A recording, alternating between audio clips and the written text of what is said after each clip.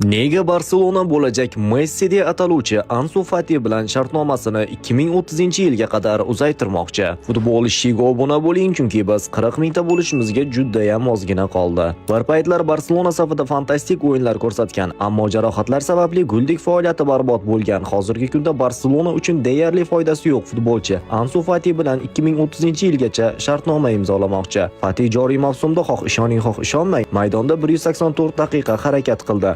Hattoki Realning zaxira o'rindig'i qiroli Arda Güler ham Realda 1100 daqiqa o'ynagan. Barselona klubi rahbariyati va Hansi Flick Ansu Fati o'zini tiklab avvalgi darajasiga qayta olishiga juda ham qattiq ishonishadi va u mashg'ulotlar jarayonida boshqa futbolchilarga qaraganda kuchliroq ko'rinadi va o'z ustida tinmay ishlaydi. Shu sababli kataloniyaliklar Fatining o'ta yuqori maoshiga qaramay uni jamoada saqlab qolmoqchi. 22 yoshli futbolchi Barselona safida Lewandowski va Frenkie de Jongdan so'ng jamoaning eng ko'p maosh oluvchi futbolchisi hisoblanadi.